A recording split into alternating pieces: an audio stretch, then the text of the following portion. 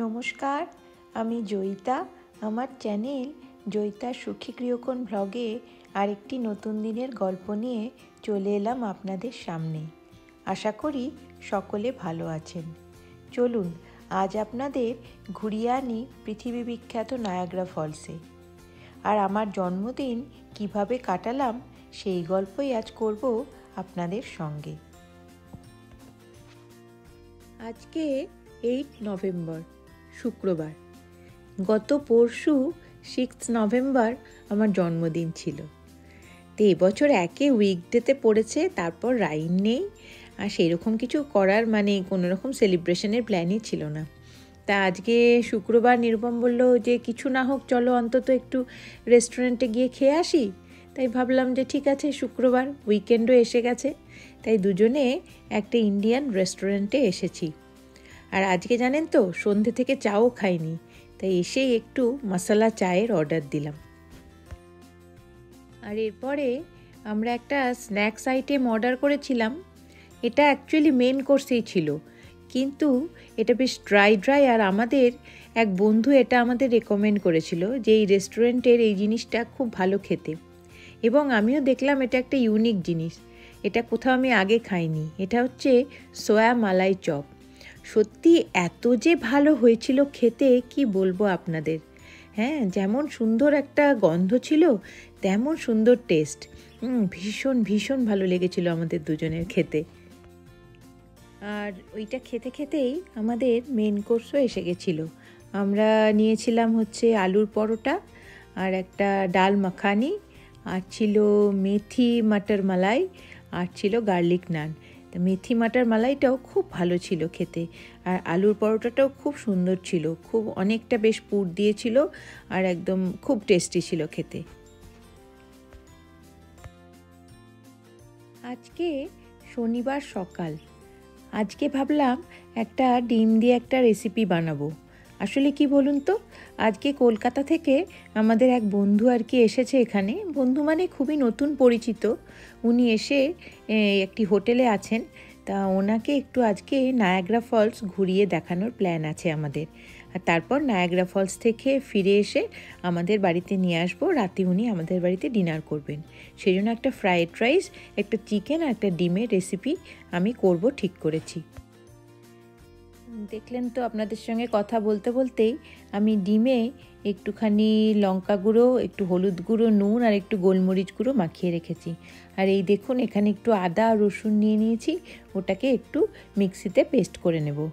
আর তারপরে এই ডিমটাকে একটু লাল লাল করে ভালো করে ভেজে নেব। আর এই আদা রসুনটাকে আমি একসঙ্গেই বেটে নিলাম। বেশিরভাগ দিনই আমি আদা রসুনটাকে কুচি কুচি করে দিয়ে নিই, তা আজকে একটুখানি মিক্সিতে পেস্ট করে নিলাম। এই দেখুন, ডিমগুলোকে বেশ লাল লাল করে আমি ভেজে নিয়েছি। আর একটা জিনিস বলা হয়নি, আমি ডিমের গায়ে একটু স্লিট করে নিয়েছিলাম, অল্প অল্প করে চিড়ে নিয়েছিলাম, যাতে যখন এই মশলাতে মাখাবো তখন যেন মশলাটা ভালো করে ঢুকে যায়। আর ওই গরম তেলের মধ্যেই আমি দিয়ে দিলাম একটু তেজপাতা, আর দিয়ে দিলাম একটু গোটা দারচিনি আর গোটা এলাচ একটুখানি থেঁতো করে এর মধ্যে দিয়ে দিলাম। এবার দেখুন, আমি এই পেঁয়াজগুলোকে বেশ কুচি কুচি করে কেটে নিয়েছি, লম্বা লম্বা সরু সরু কুচি কুচি করে। এবার ওই গরম মশলা আর তেজপাতা থেকে একটু গন্ধ বেরিয়েছে, তখন আমি এই পেঁয়াজ কুচিগুলো তেলের মধ্যে দিয়ে দিলাম। তারপরে একটু ভালো করে নাড়াচাড়া করে নেব। আর এই যে দেখুন, এখানে পেঁয়াজগুলো বেশ একটু লাল লাল করে ভাজা হয়ে গেছে। এবার আমি দিয়ে দিলাম এখানে যে আদা রসুনের পেস্টটা বানিয়ে রেখেছিলাম, সেই আদা রসুনের পেস্টটা।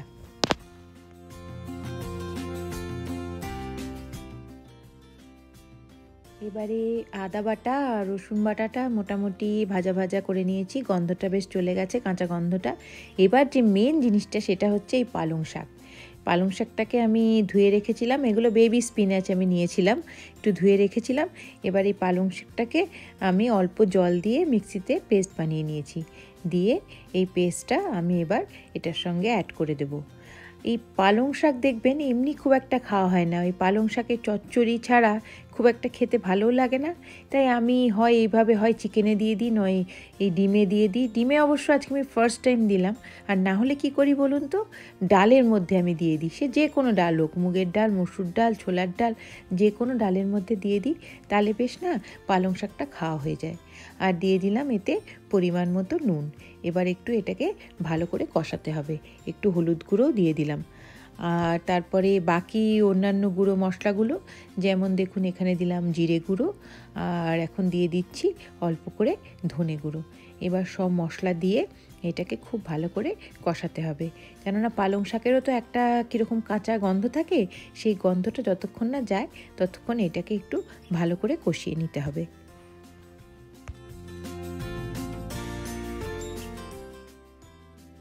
এই দেখুন বেশ খানিকটা কষিয়ে ফেলেছি। এবার এতে আমি আর একটা জিনিস অ্যাড করব, সেটা হচ্ছে এই খানিকটা ধনেপাতা। এই ধনের পাতাটাকেও আমি একটু বেটে নেব মিক্সিতে। আর দেখুন এখানে কিছু টমেটো টুকরো টুকরো করে কেটে রেখেছিলাম। এবার পালং শাকটা খানিকটা কষানোর পরে আমি এই টমেটোটাও দিয়ে নিলাম। আর টমেটো তো নরম হতে বেশি টাইম লাগে না, একটু নাড়াতে নাড়াতেই টমেটোটাও গলে যাবে। এবার এতে আমি দিয়ে দিয়েছি একটু কাশ্মীরি লঙ্কার গুঁড়ো, আর আমি এতে দিয়ে দেবো একটু অল্প করে চিনি, তাতে স্বাদটা বেশ ব্যালেন্স হবে।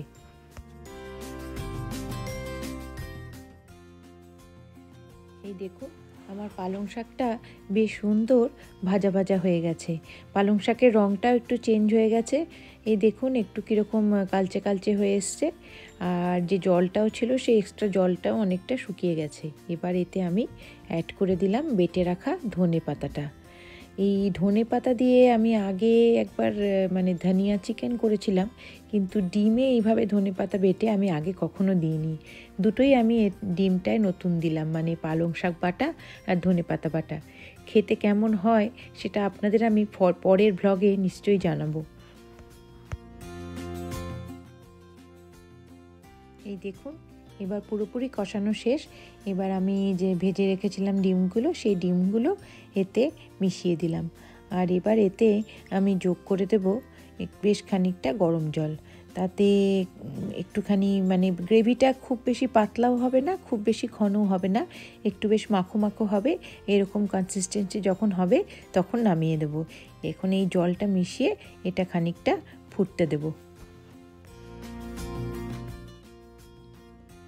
ব্যাস দেখুন আমি যেরকম কনসিস্টেন্সি চাইছি ঠিক সেরকমই রেডি হয়ে গেছে, জলটা বেশ শুকিয়ে গেছে। এবার একটু কাসুরি মেথি দু হাতে ভালো করে ঘষে এতে মিশিয়ে দিলাম। এবার আমি গ্যাসটা অফ করে দেব। আমার এটাকে কি না কিছু একটা নাম দিতে হবে, এগ পালাংই নাম দেওয়া যাক। আমার এগ পালাং রেডি হয়ে গেছে।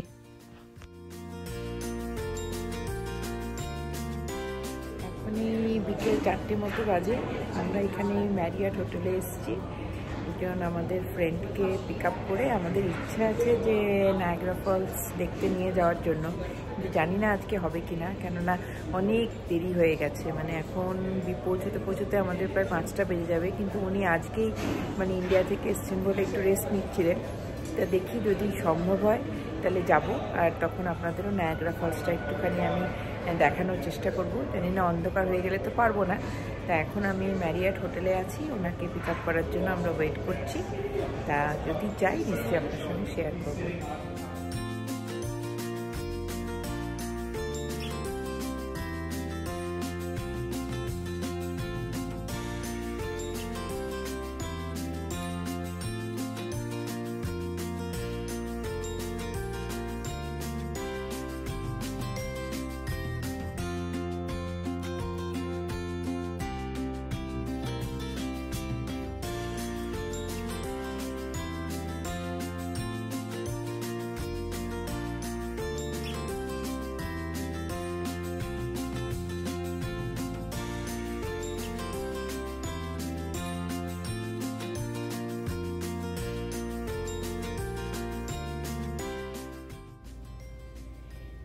এখন সূর্য প্রায় অস্ত যেতে চলেছে, ঘড়িতে বাজে 4:20 মতন।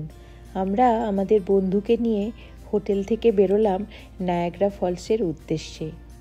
এই নায়াগ্রা ফলস হলো উত্তর আমেরিকার একটি অন্যতম বিখ্যাত জলপ্রপাত। এটি আমেরিকা আর কানাডার সীমান্তে অবস্থিত। এই পৃথিবী বিখ্যাত জলপ্রপাতের জলের প্রবাহ অত্যন্ত শক্তিশালী। এইটা আমাদের বাড়ি থেকে মাত্র 30 মিনিট দূরে অবস্থিত। সেই জন্য যে কোনো আমাদের ফ্রেন্ডস বা ফ্যামিলির লোকজন যেই আসুক না কেন, আমরা তাকে নিয়ে যাই এই নায়াগ্রা ফলস দেখাতে। এখানে এই নায়াগ্রা ফলসের সৌন্দর্যের জন্য প্রতি বছর কোটি কোটি পর্যটক এখানে ভ্রমণে আসেন। এখানে মোটামুটি দুটো অ্যাক্টিভিটি বিখ্যাত। একটি হলো কেভ অফ দি উইন্ডস আর আরেকটি হলো মেড অফ দি মিস্ট। এই দুটো অ্যাক্টিভিটি পর্যটকদের ভীষণভাবে আকৃষ্ট করে এবং তার থেকে পর্যটকরা একটা বিশেষ অভিজ্ঞতাও অর্জন করেন। এই নায়াগ্রা জলপ্রপাতের জল মোটামুটি 51 মিটার, মানে ধরুন প্রায় 160 ফুট উচ্চতা থেকে পড়ে। দেখতে অসাধারণ লাগে এবং যদি খুব ধরুন যদি দিনের বেলায় খুব রোদ্দুর থাকে সেই সময় আসা যায়, তাহলে নায়াগ্রা ফলসের ওপরে রেনবো অসাধারণ দেখা যায়। অপূর্ব সুন্দর সেই দৃশ্য। যদিও আজকে আমাদের পৌঁছতে অনেকটাই দেরি হয়ে যাবে, তখন সূর্য অস্তও চলে যাবে, দিনের আলো কমে যাবে। আর একদিন চেষ্টা করব আপনাদেরকে দিনের বেলায় নিয়ে এসে নায়াগ্রা ফলস ভ্রমণ করাতে। চলুন আজকে যেটুকু দেখা যায় সেইটুকুই আপনাদের দেখাই। একটু আগে আমরা যে ব্রিজটি পার হলাম ওটি হচ্ছে আমাদের বাড়ি আর নায়াগ্রা ফলসের মধ্যেখানের ব্রিজটা, আর নিচ দিয়ে যে নদীটি প্রবাহিত হয়েছে ওইটি হচ্ছে নায়াগ্রা নদী। তা সেই ব্রিজটা পার হয়ে আমাদের আসতে হয় নায়াগ্রা ফলসে। এসে পৌঁছে গেছি নায়াগ্রা ফলসে। দেখুন একবার তার সৌন্দর্যটা। এখন তো আমি সবে আমরা যাচ্ছি হেঁটে হেঁটে, যখন ওই কাছে পৌঁছবো তখন দেখবেন নায়াগ্রা ফলসের অপরূপ সৌন্দর্য। আর দূরে যে বিল্ডিংগুলো দেখা যাচ্ছে ওটা হচ্ছে কানাডার সাইড। আর এই যে এই ব্রিজটি দেখতে পাচ্ছেন, এই ব্রিজটির নাম হচ্ছে রেনবো ব্রিজ। এটি এই নায়াগ্রা নদীর ওপর দিয়ে গেছে, যেটা কিনা আমেরিকা যুক্তরাষ্ট্র আর ওইদিকে কানাডার মধ্যে আর কি একটা সংযোগ স্থাপন করেছে। এখন আমরা এগিয়ে যাব আর একটু নায়াগ্রা ফলসের দিকে। আর দূরে দেখুন ওই যে ধোঁয়ার মতো জিনিসটা লাগছে, ওটা হচ্ছে ফলসের থেকে যে মিস্টটা বেরোচ্ছে সেইটা ওখান দিয়ে দেখা যাচ্ছে। ওই দিকেও দেখুন দূরে যে বিল্ডিংগুলো সমস্ত হচ্ছে কানাডার সাইডের সমস্ত বড় বড় হোটেল বা অন্যান্য সমস্ত বিল্ডিং। আর এই যে একটু আগে বলছিলাম যে আপনাদের যে দুটো অ্যাক্টিভিটির কথা নায়াগ্রা ফলসে যেটা হয়, একটা মেড অফ দি মিস্ট আর একটা হচ্ছে কেভ অফ দি উইন্ডস। ওই যে বোটগুলো দেখতে পাচ্ছেন ওইগুলো হচ্ছে মেড অফ দি মিস্টের বোট। ওই বোটে করে একদম নায়াগ্রা ফলসের নিচ পর্যন্ত নিয়ে যান ওনারা। আজকে আর আমরা সেটা করব না, আমরা আগে করেছি। এরপরে যদি কোনো দিন সেটা করি তাহলে ওইখান থেকে আপনাদের নায়াগ্রা ফলসের সৌন্দর্যটা দেখাবো নিশ্চয়ই। সে এক ভয়ঙ্কর অপরূপ সৌন্দর্য।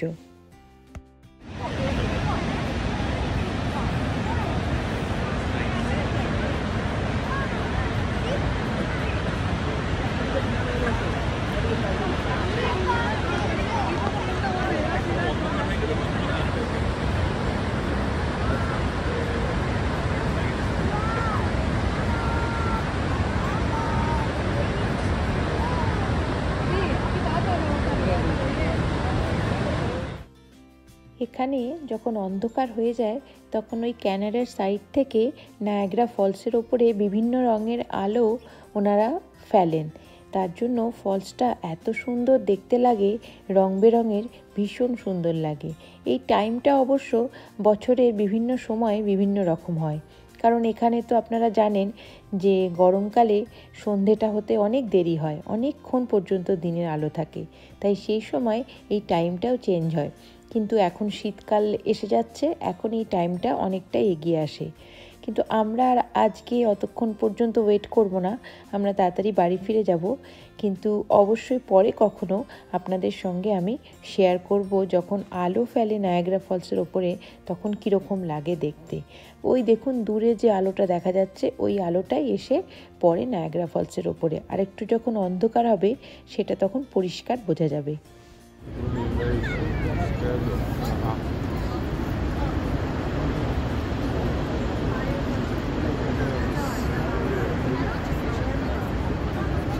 10点半开始吗？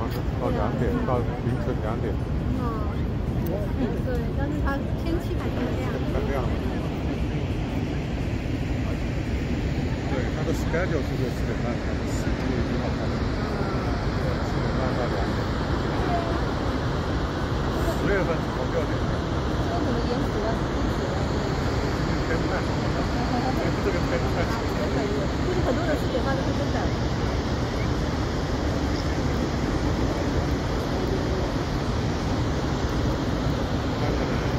如果是阴天的话，现在就一天是太长。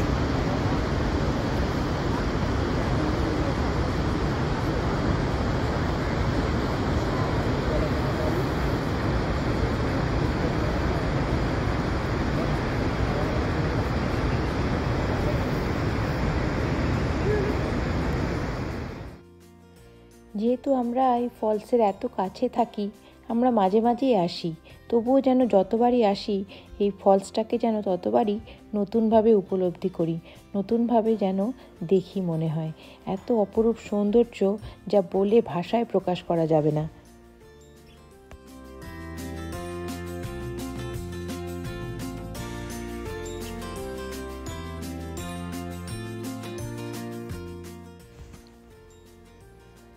ওই দেখুন, যত রাত বাড়ছে ওই আলোটা তত জোরালো হচ্ছে, মানে অন্ধকারের সঙ্গে সঙ্গে আলোটা তত বেশি জোরালো হচ্ছে এবং ফলসের ওপরে এসে পড়ছে। আর এই রঙটা আসলে ক্যানাডা সাইড থেকেই বেশি ভালো দেখা যায়। না, চলুন, আজকে আর দেরি করা যাবে না, আজকে এখন বাড়ি ফিরে যাই। পরে কখনো এসে সন্ধেবেলায় আপনাদের ফলসের ওপরে যে লাইট পড়ে সেইটা অবশ্যই দেখাবো।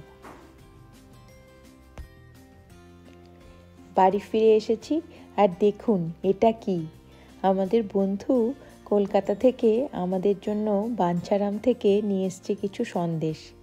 এই স্বাদের ভাগ একেবারেই হবে না। দেখুন, আম সন্দেশ আর সাদা একরকম সন্দেশ, কি যে অপূর্বতার স্বাদ, কি বলবো। আর কত দিন খাইনি বলে যেন আরও ভালো লাগছে। তবে অবশ্যই রাইনের জন্য মনটা খারাপও লাগছে। এবার ডিনারের পালা। আজ ডিনারে ছিল একদম সিম্পল মেনু, ফ্রাইড রাইস, আর ওই যে সকালবেলা এগ পালং করেছিলাম সেটা, আর সঙ্গে ছিল চিকেনের একটা রেসিপি। জমে যাবে কিন্তু মনে হচ্ছে। আজ তাহলে এই পর্যন্তই। ব্লগটি ভালো লাগলে লাইক, শেয়ার, কমেন্ট করবেন প্লিজ, আর চ্যানেলটি সাবস্ক্রাইব করে পাশে থাকার অনুরোধ রইল। সবাই খুব ভালো থাকবেন, দেখা হবে খুব শিগগিরই। ধন্যবাদ।